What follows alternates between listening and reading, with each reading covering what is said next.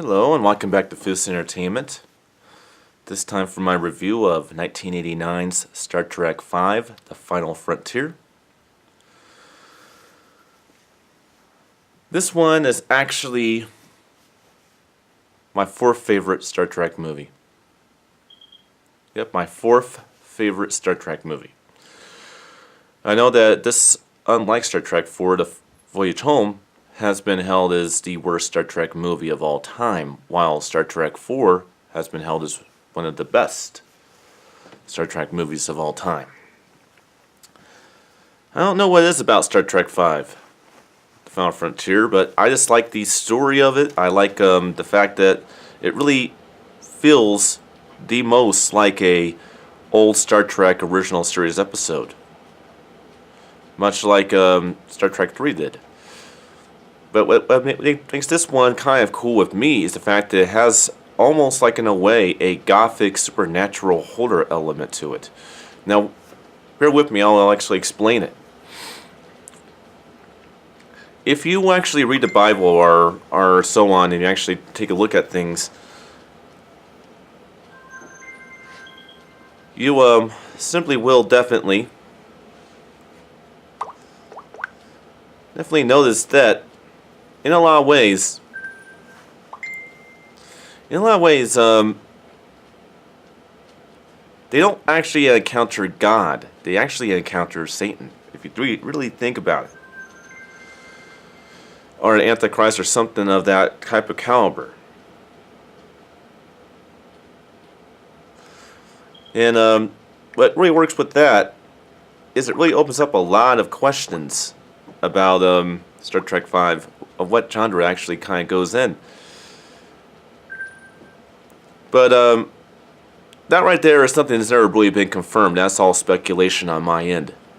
For all we know, God got angry because he is not all-knowing. No one really knows what that thing was. But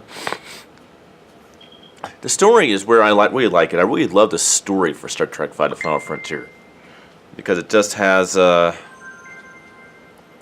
lot to do with it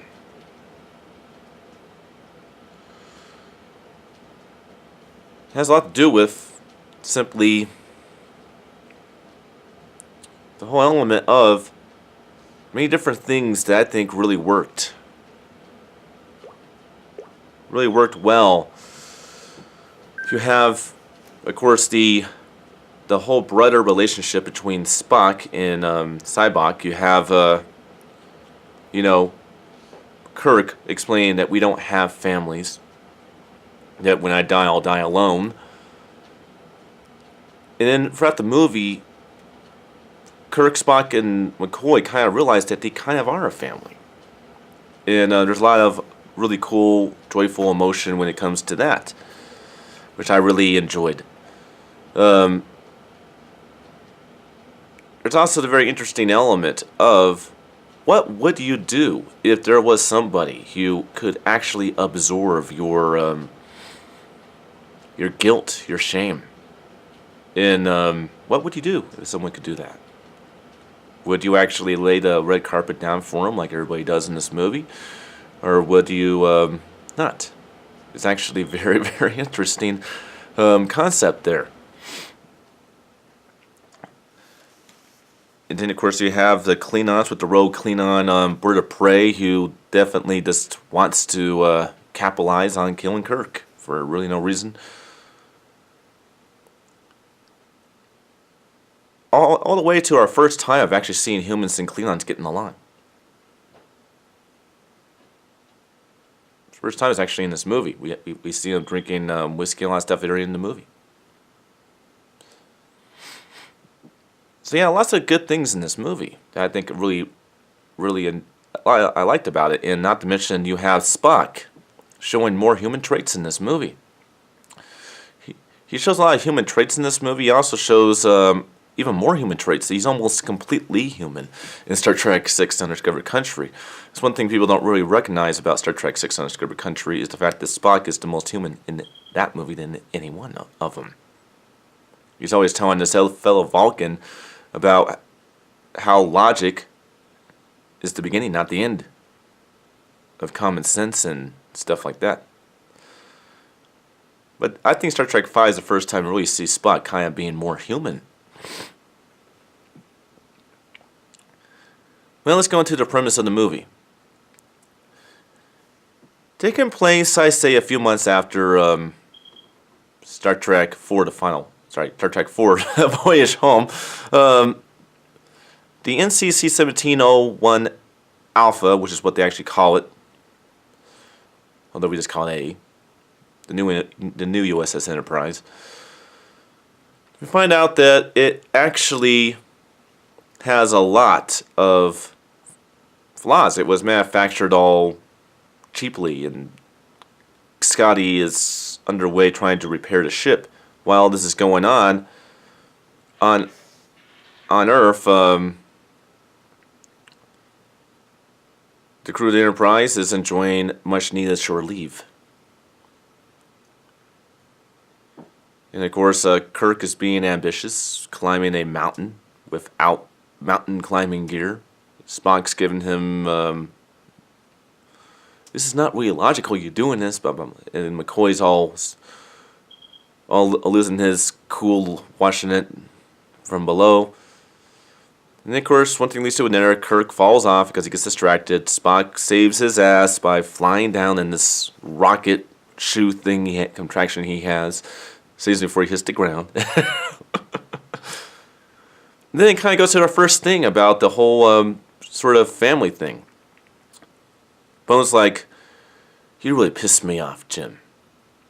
Life's too precious to waste on stunts like that. Maybe they didn't cross that macho mind of yours, but you should have died when you fell off that mountain. And Kirk's like, it crossed my mind. And then Spock's like, and? Well, I knew I wasn't going to die because the two of you were with me. And then Spock's like, I don't understand. And Kirk's like, I've always known I'll die alone. He talks about how you know, we're not family, you know, all that stuff. Other people have families, we don't. And then, of course, on this universal planet of galactic peace, there's this mysterious individual named Sybok, who has this power over people. Well, really not really a power over people. He has the ability to absorb people's shame and emotional pain and baggage they carried with them. And he has kind of made like a cult, I guess. That's the best way you could put it. It's a cult. And he's a Vulcan from Vulcan. He's not half human, half Vulcan like Spock. He's actually full-blood Vulcan, but he actually believes in a higher power. He believes that that God actually has a physical planet that lies in this sacred place in the universe that people have always stayed away from. And so his plans are actually to abduct a starship and fly beyond the center of the galaxy with this great barrier that is told to destroy any ship that comes in path of it. And so he plays a cue, and the Enterprise gets sent to this intergalactic, universal peace planet of tranquility, to where the Enterprise is captured by Sybok and his disciples, his followers, and they take control of the Enterprise and start, turning people to their cause on the ship. Kirk, Spock, and McCoy are put into the brig, and they have to escape and try to get word out that the Enterprise has been footholded by Sybok and his followers. Then we find out that Sybok does not brainwash people. He actually does absorb their shame and pain, and they, of their own free will, join him on his quest.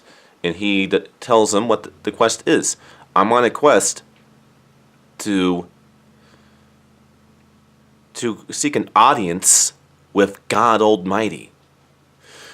And, the Enterprise goes through the Great Barrier, and there you go. There's a planet beyond the Great Barrier of enormous power with a energy signature like nothing ever seen. Kirk, Spock, and McCoy with Sybok go down to this mysterious planet and discover a godlike entity.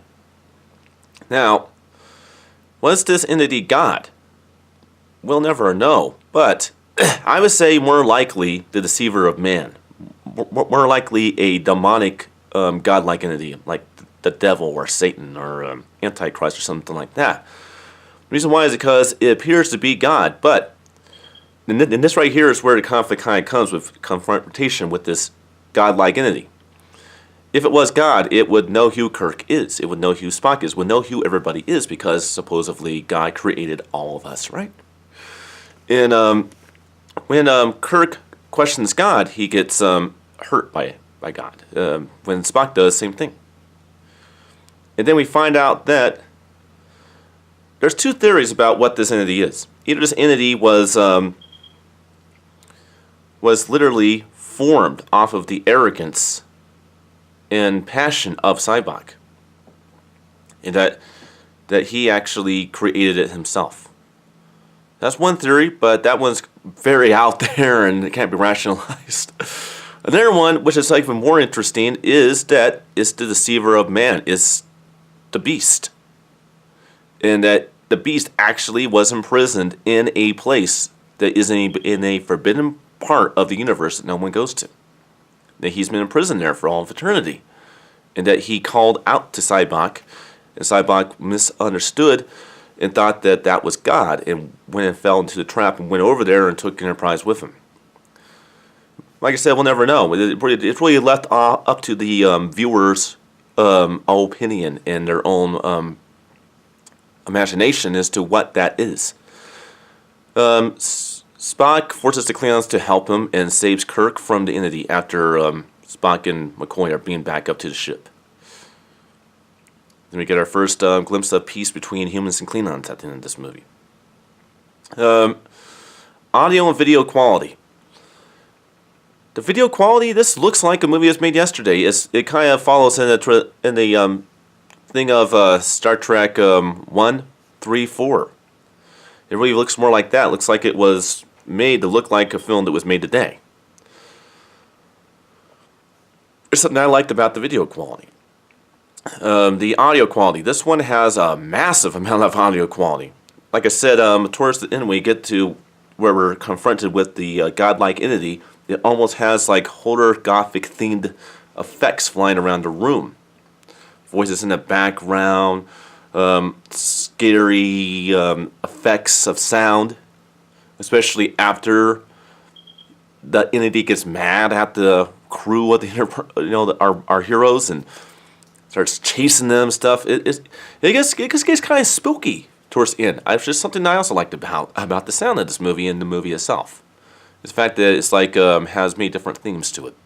This is a very unique Star Trek film. I say it's the most unique and most interesting Star Trek movie of them all, in my opinion. There's not very many that are more interesting than this one. There is one that I will get to much later that is, but this one is better than that one. You probably know which one I'm talking about, but keep that to yourself. We'll get there. Not that far away. But yeah, the quality is just really good in this movie. And well, that's pretty much all there is to say about Star Trek V, The Final Frontier from 1989, except for the fact that it also marked the 25th anniversary of Star Trek, I believe, was with this movie. Although it might have been with the next one.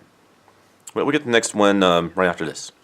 So until then, I will see you guys next time for my review of Star Trek VI, The Undiscovered Country from 1991.